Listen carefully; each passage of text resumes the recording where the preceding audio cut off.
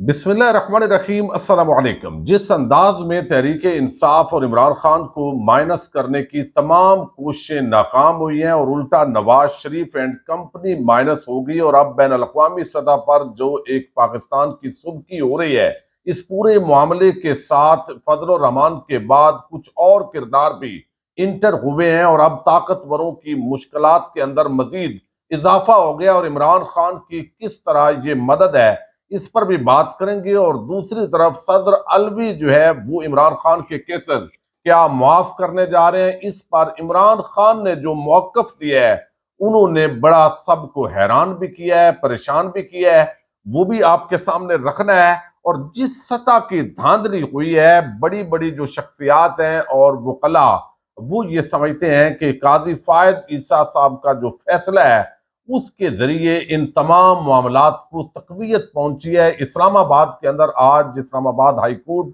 और election commission of Pakistan में कुछ आम केसेस की समाअत हुई है, उस पर भी बात करेंगे। और अब सुप्रीम कोर्ट ऑफ पाकिस्तान के सामने भूख हड़ताल का ऐलान किया है एक आम उम्मीदवार जिनको हरवाया गया है, इस पर भी बात करेंगे। इसका क्या इम्पैक्ट होगा, उम्मीद है आप समाअत करेंगे और अपने कीमती फीडबैक से जरूर आगाह करेंगे।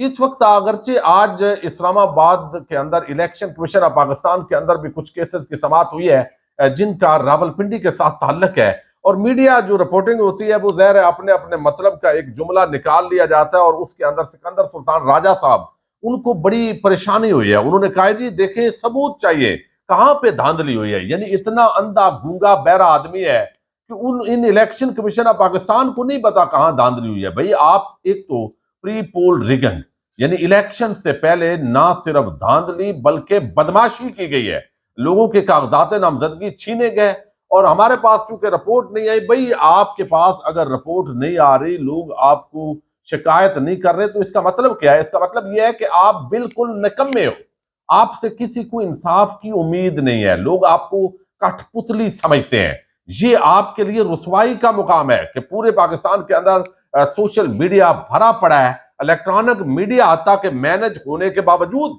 वो जो है इस तरीके से बात नहीं कर सका। अब रावलपिंडी के अंदर जो कुछ हुआ है तो कहा जी सबूत पेश करें। उन्होंने कहा भाई इलेक्शन कमीशन के अंदर ऑलरेडी हम आपको फॉर्म 45 दे चुके हैं, तो इससे बड़ा सबूत क्या है कि आप ये धांधला हुआ है हमारे खिलाफ। तो ये सारी चीजें इलेक्शन कमीशन अपने उस तरफ आने नहीं चाहता। आज तकरीबन 50 से ज्यादा समाते हैं, उसकी तफसील अगली वीडियोस के अंदर आपके सामने रखेंगे। लेकिन इस्लामाबाद हाई कोर्ट के अंदर जो है वो आज सलमान अकरम राजा ओन चौधरी को जो 1 लाख का गबन करके, देखे ना ओन चौधरी की कितनी खिदमात थी जब तहरीक इंसाफ के अंदर जो है वो उनकी हुकूमत खत्म की गई अदम एतमाद के जरिए, फिर मीडिया के अंदर उनसे प्रोग्राम करवाए गए, फिर इद्दत केस तक लाया गया। तो एक ऐसा शख्स जो है उसको जितवाना तो जरूरी था। अब देखिए जहांगीर तरीन हार गए, ओन चौधरी को हरवाना जो है वो मुनासिब नहीं लगा क्योंकि उनकी खिदमात ज्यादा है। और अब उनकी जो एहलिया है अदाकारा नूर, वो भी जो है वो आज स्क्रूटनी के लिए पेश हुई है, चूंकि मखसूस नशिस्तों के अंदर उनके लिए भी अब जो जगह है वो बनवाई जाएगी। लेकिन यहाँ पर जो है वो एक बड़ा मामला इस्लामाबाद हाई कोर्ट के अंदर जो आज सलमान अकरम राजा ने दलाइल दिए हैं, उन दलाइल के अंदर जो है उन्होंने बताया कि कैसी मासूमियत है कि एक तरफ इलेक्शन कमीशन ने कहा कि अगर नोटिफिकेशन जारी नहीं किया तो फिर जरा रोक दें। इलेक्शन कमीशन ने नोटिफिकेशन जारी कर दिया और फिर खुद ही इलेक्शन कमीशन ने जो है वो नोटिफिकेशन फिर जो है उसको मुअत्तल कर दिया। और दूसरी तरफ जो है वो हमारे chief justice Islamabad high court आमर फारूक, अब देखें ना इस तरह के आम केसेस कुछ और भी जजेस हैं इस्लामाबाद हाई कोर्ट के, उन पर भी एतमाद कर लें।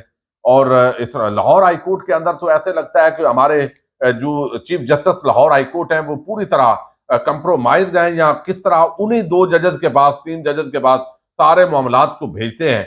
ऐसे लगता है कि आमर फारूक साहब के भाई हैं, तो वहां पे भी पहले ही पता होता है कि इसका फैसला क्या आना है। तो यहां पर भी उन्होंने इसी तरीके से सलमान अकरम राजा के हवाले से उस केस के अंदर आमर फारूक साहब ने कहा कि डीजी ला साहब मुझे यकीन है कि आपने इनको ये एडवाइस नहीं दी होगी।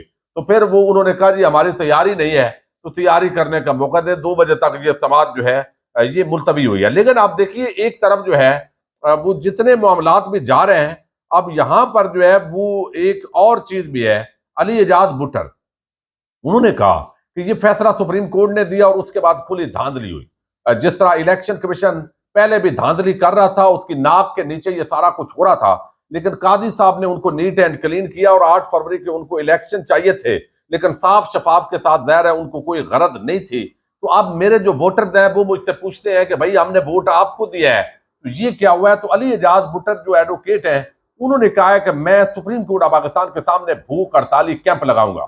ये पहले उम्मीदवार हैं, आजाद उम्मीदवार जिन्होंने ये ऐलान किया है, तो यकीनन जो बाकी उम्मीदवार हैं उनको भी असूली तौर पर सुप्रीम कोर्ट ऑफ पाकिस्तान के सामने पुरअमन तौर पर अपना एहतजाज रिकॉर्ड ज़ाहिर है मुमकिन है वो करवाने के लिए पहुंचे, क्योंकि जो कुछ हुआ है उस सारे की जिम्मेदारी जो ओवरऑल है वो काजी फायज ईसा साहब का वो इलेक्शन कमीशन के हक में फैसला है, जिसके अंदर उन्होंने उनको क्लीन किया और उनकी वकील के तौर पर जो सामने आए, फिर बल्ले का निशान छीना, उसके जरिए हार्स ट्रेडिंग जो इस वक्त खरीदो फरोख्त हो रही है, जबरदस्ती दबाव के जरिए अगवा करके लोगों को जिस तरह ले जाया जा रहा है, हांका जा रहा है, ये सारी चीजें भी सामने आई है। लेकिन सबसे जो आम मामला है वो ये कि बहुत सारे जो लोग हैं तहरीक इंसाफ के अंदर से भी वो ये डिमांड कर रहे हैं, मुतालबा कर रहे हैं कि इमरान खान के खिलाफ चूंकि बोगस मुकदमात हैं, इन बोगस मुकदमात के अंदर जो है वो सदर अलवी के पास आइन का आर्टिकल 45 उनको ये राइट देता है कि वो इमरान खान की सजाएं माफ करें, केसेस माफ हों और वो आज़ाद हों और आज़ाद होकर जो है वो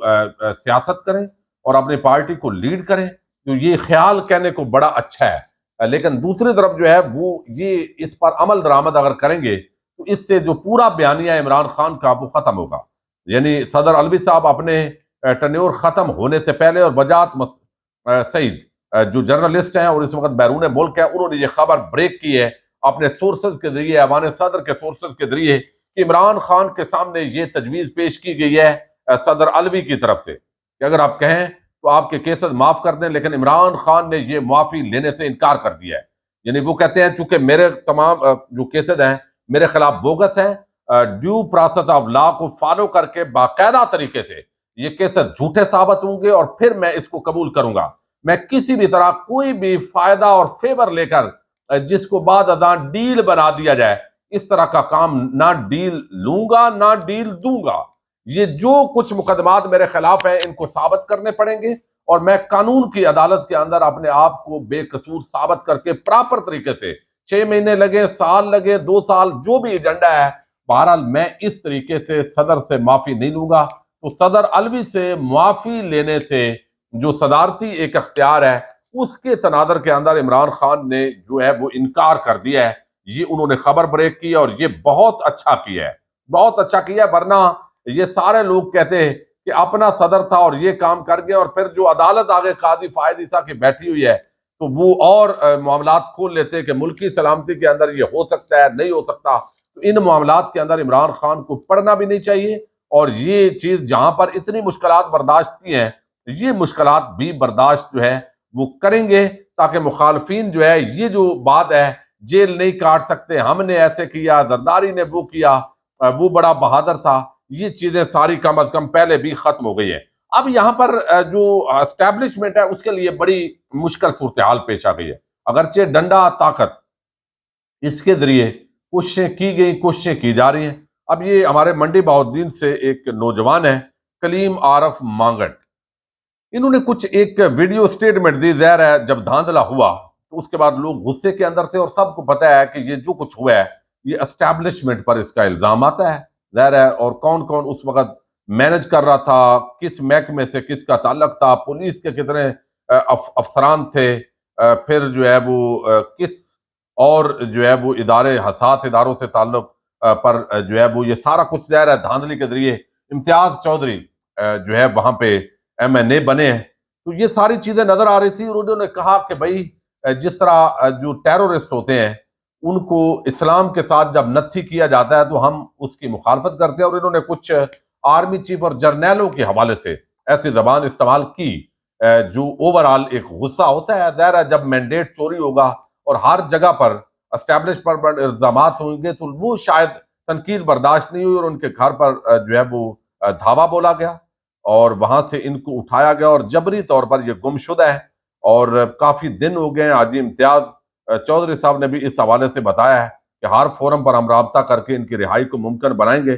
तो कलीम आरफ मांगट ये एक जबरी गुमशुदा है, मंडी बहाउद्दीन मांगट से इनका ताल्लुक है। इस नौजवान का कसूर यह है कि इसने थोड़ा सा जो है वो जबान इस्तेमाल की, तनकीद की एस्टेब्लिशमेंट के रवैये पर। मेरा ख्याल है इस तरह लोगों को उठाने से फायदा नहीं है, बल्कि असल मामला यह है कि आप पर जो इल्जाम है आप नीट एंड क्लीन हो और इस तरह की चीजें सामने ना आए। इस तरह नौजवानों को उठाने से मजीद नफरत होगी और इदारों को इस तरह मजीद नफरत पैदा नहीं करनी चाहिए। अब यहां पर जो है वो ये मामला ये है कि फजल रहमान ने जिस तरह बात की और जो मुफ्ती कफायतुल्लाह ने उसकी तशरीह की कि भाई ये तो डकैती हुई है और ईमान डाकू भी ईमानदार नहीं निकले, यानी कम अज कम कोई ईमानदार होता डकैती तो की लेकिन तकसीम तो बराबर करते, भाई फजल रहमान को अपना हिस्सा देते।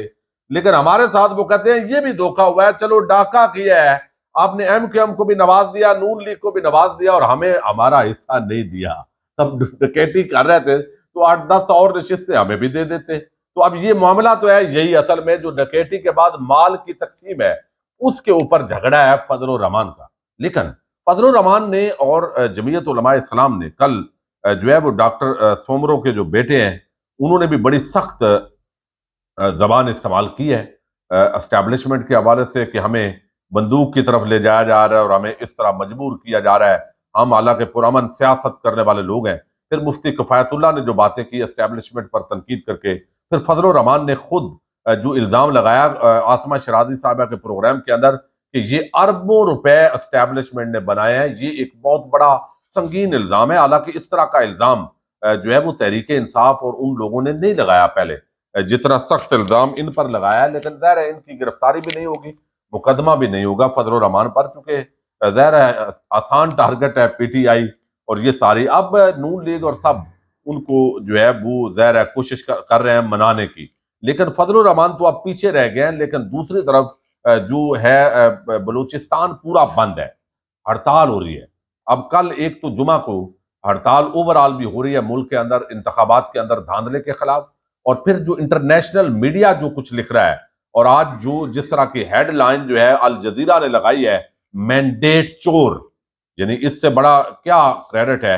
इसी तरह और बहुत सारे मैं बैन अल-अक़वामी जरीदे देख रहा था और ये सारी चीजें मैंडेट चोर का अल जजीरा ने लगाया। फॉरेन पॉलिसी जो है उन्होंने बताया कि जो यंग वोटर्स हैं उनको जिस तरह उन्होंने रिएक्ट किया है और जिस तरह इमरान खान और तहरीक इंसाफ को वोट दिया इसकी एक्सपेक्टेशंस नहीं थी। द इकोनॉमिक्स जो है उन्होंने कुछ सवालात उठाए हैं और इसी तरह इलेक्शन पर तनकीद की है। फिर अमेरिकन सेनेटर्स, बहुत सारे बैन अल-अक़वामी जो दानश्वर हैं, अखबारी रिपोर्टर्स हैं, उन्होंने किया। अब क्या है कि अली अमीन जो गंडापुर है उनके वारंट गिरफ्तारी आज़ाद कश्मीर के इलेक्शन कमीशन ने निकाले हैं ताकि वो खैबर पख्तूनख्वा की हदूद से निकलें, उनकी गिरफ्तारी हो सके। उस पर भी बहरहाल वो जमानत अप्लाई कर रहे हैं, हिफाजती जमानत उनकी हो जाएगी और सारी चीजें। अभी अली अमीन गंडापुर जो है उनको रोका जाएगा। लेकिन बलूचिस्तान की जो कौम प्रेस जमाते हैं, शाहजैन बुगटी, उन्होंने रात को एक बड़ी आम प्रेस कॉन्फ्रेंस की है और उन्होंने सरफराज बुगटी के खिलाफ संगीन इल्जाम लगाए हैं। उसमें बलूचिस्तान नेशनल पार्टी है, हज़ारा डेमोक्रेटिक पार्टी है और फिर कुछ और पार्टीज हैं। उन वो चार जमाती एक इत्तेहाद है और वो समझते हैं कि पीपल्स पार्टी, नून लीग, फजल रहमान को यहाँ से धांधली के जरिए सीटें दिलवाई गई है और असल जो कौम परस्त हैं, जो नुमाइंदे हैं, उनको यहाँ से क्लीन बोल्ड करके हमें कौमी धारे से रोका गया है। तो हमारे पास अब कोई और रास्ता नहीं है, इससे नफरत के अंदर और इजाफा होगा। तो पूरा बलूचिस्तान बगैर इस वक्त जो जमाते हैं वो हड़ताल के अंदर है और वो उनका मौकफ ये है कि चंद टाउट लोग जो बलूचिस्तान के असल नुमाइंदे नहीं है, सादक संजरानी जैसे, सरफराज बुगटी जैसे, उन लोगों को जबरदस्ती जितवा के यहाँ से मैंडेट चोरी करके वफाक के अंदर ले जाया जाता है और हमारी जो सही आवाज है बलूचिस्तान की वो नहीं पहुंचती। लापता अफराद का मामला हो या दीगर, अब अख्तर मेंगल, महमूद खान अचकजई, पख्तूनख्वा मिली अवामी पार्टी, ये सारे हड़ताल कर रहे हैं। तो खैबर पख्तूनख्वा के अंदर भी पेशावर से लेकर जो है मुख्तलिफ जगहों पर हड़ताल हो रही है। चमन के अंदर बलूचिस्तान यानी हड़ताल हो रही है। अब इन हालात में अगरचे ये मीडिया नहीं दिखा रहा, लेकिन हालात फजल रहमान से ज्यादा गंभीर है। एक नून लीग पीपल्स पार्टी को छोड़कर, एम को छोड़कर तमाम जमातें इस वक्त हड़ताल पर जो है वो शोर कर रही हैं। तो ये इलेक्शन तो मुतनाज़ हुआ है, लेकिन इस पूरे मामले के अंदर एस्टैब्लिशमेंट के लिए बड़ी मुश्किलात आने वाले दिनों के अंदर मजीद पैदा हो रही हैं। अगर तहरीक चलती है, हड़ताल हर जगह होती है, तो ये ऐसा माहौल भी नहीं है कि अगर मार्शल लॉ लगा दिया जाए तो लोग चुप बैठेंगे, चूंकि हालात ऐसे हैं कि लोग मार्शल लॉ जो है उसके खिलाफ भी खड़े होंगे। तो इन हालात में कैसे डील किया जाता है, ज़ाहिर है ये आने वाले दिन जो चंद घंटे हैं वो बड़े अहम हैं। दूसरी तरफ जो है वो बाज भी नहीं आ रहा है, लोगों को उठाया भी जा रहा है, जबरदस्ती नून लीग और आईपीपी में शामिल भी किया जा रहा है। तो ये होता है ना, एक स्टेप पीछे हटता है बंदा कि चले भाई हमने हमसे गलती हुई और हम पीछे हट रहे हैं, अभी भी अग्रेसिव मूड के अंदर है। तो अगर ये हालात रहे तो लड़ाई खुदा न खास्ता जब और बढ़ेगी तो मुल्क का कोई नुकसान कम से कम ना हो। मुझे बहुत सारे इस हवाले से खदशात हैं, जो कुछ चीजें नजर आ रही हैं। बहरहाल फजल रहमान को और इन सब लोगों को कैसे मैनेज किया जाता है, ये भी जो है वो आने वाले दिनों के अंदर 2-3 दिन इस हवाले से इंतहाई आम है। जो भी खबरें होंगी आपके सामने रखेंगे। इजाजत दीजिएगा। पाकिस्तान जिंदाबाद, पाक फौज पाइंदाबाद।